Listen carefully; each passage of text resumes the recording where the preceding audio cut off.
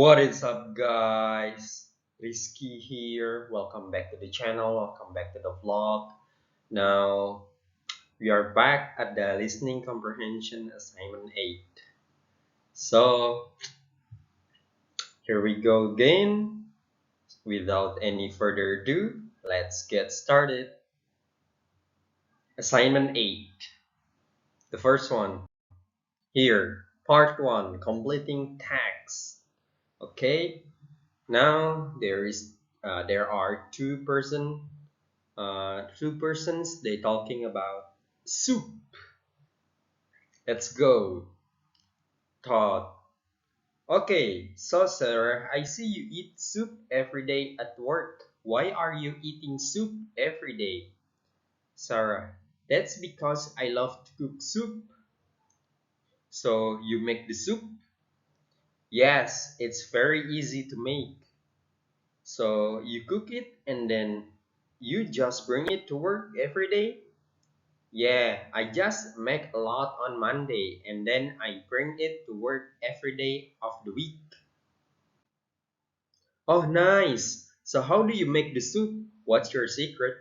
Well, I like to cook very easy. So I buy meat that's already cut up, usually chicken, and then some rice, usually brown rice, and then I buy some vegetables.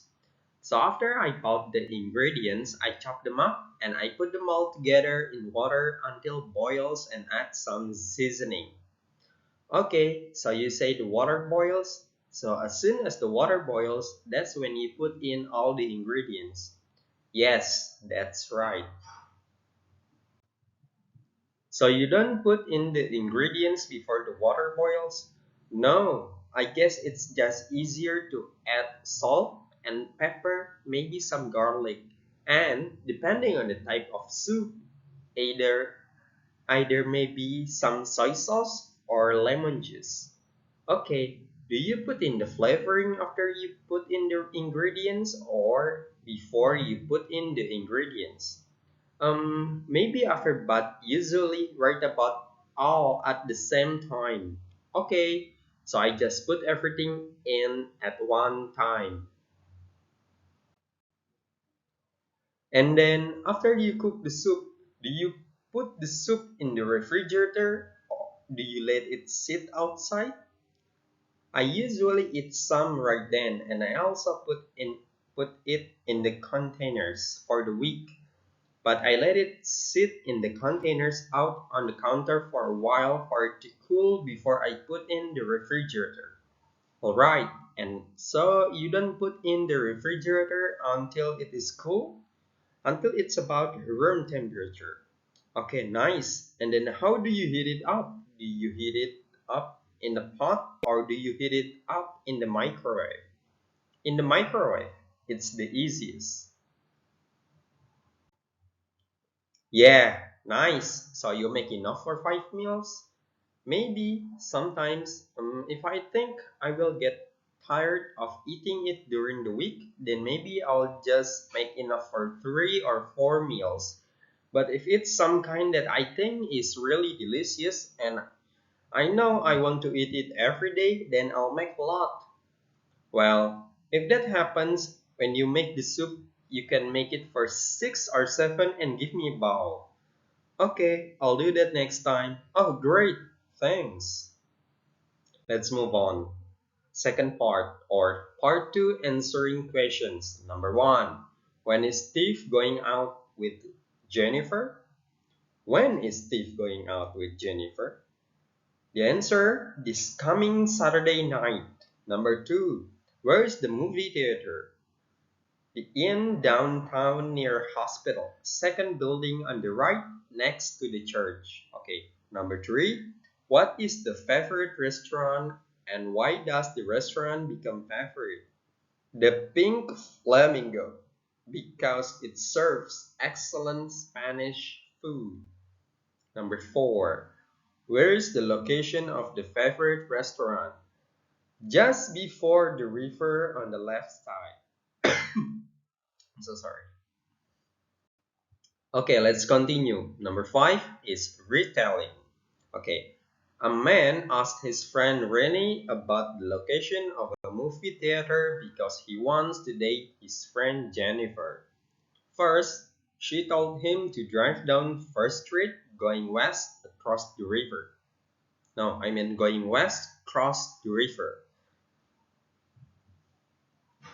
Keep going straight until Pine Street. Then turn left. The movie theater is the second building on the right next to the church. He also asked Rene about the restaurant. Rene recommended Pink Flamingo, a Spanish food restaurant. The directions are South Pine Street, cross 2nd Street, drive to 3rd Street. There is a parking lot left side on the street. Turn left on 3rd Street, drive east. The building just before the river on the left side.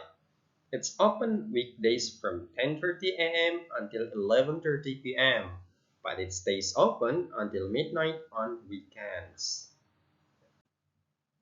The man added that he needs flowers to celebrate Jennifer's birthday. Rene told him the only one florist dingo is in front of Stadium on 2nd Street. And then the last part 3, retelling story, the dog and the sparrow. A shepherd's dog had a master who no longer took care of it, so he suffered from hunger. He took off to hills, sad and sorrowful on the road when he met a sparrow. The sparrow helped to find his food, so they went to next town. The sparrow packed down plenty pieces of meat from 2 butcher's shops, but the dog asked for more. Therefore, the sparrow gave 2 rolls of bread from the baker's shop for the dog to eat, and plenty more food after that. On the way back, the dog tired and took a nap. Then came a carter with a cart drawn by 3 horses and loaded with 2 casks of wine. The carter didn't acknowledge the sparrow warning about her friend. The dog still fell asleep in front of the carter's path. The carter said, "What can you do?" Therefore, the carter drove the cart over the poor dog. The wheels crushed him to death. So the sparrow took revenge on the dog's death. The sparrow crept under the tilt of the cart and pecked at the bung of all the casks till she loosened it, and all the wines ran out. And then she lighted upon the head of the horses and pecked at them until he reared up and kicked.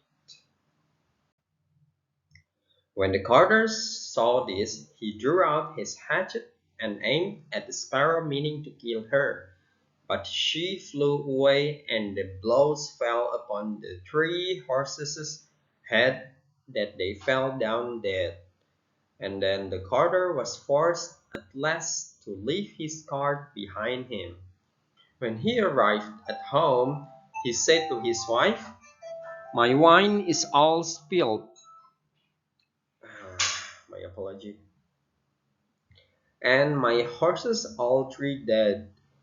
And then the wife replied, "A wicked, a wicked bird has come into the house and has brought with her all the birds in the world." Away ran the husband upstairs and saw thousands of birds sitting upon the floor eating up his corn, with the sparrow in the midst of them. Upon seeing that, the carter set himself angrily, but the sparrow sat outside the window. With that he jumped up in a rage, seized his hatchet, and threw it at the sparrow, but it missed. As the sparrow flew from place to place, the carter and his wife were so furious that they broke all the furniture and the walls of their home, without touching the bird at all. In the end, however, they caught her, but the sparrow began to flutter about and stretch out her neck. With that, he couldn't wait any longer. So he gave his wife and the hatchet and said, "Wife, strike at the bird and kill in my hand." And the wife struck, but she missed her aim and hit her husband on the head. So he fell down dead, and the sparrow flew home to her nest. Okay? I make the moral of the story. Don't be greedy. If the dog had enough food for him to at least not felt hunger anymore, then he should be able to continue his journey without taking a nap. Therefore, wouldn't get crushed by the cart's wheel in the first place. Okay? That's it for today. I hope you guys enjoy. Don't forget to like and subscribe and give me comment about my reading, about my visual and anything. Thank you so much for watching. I'll see you guys in the next one. Bye. Thank you. Live long and prosper.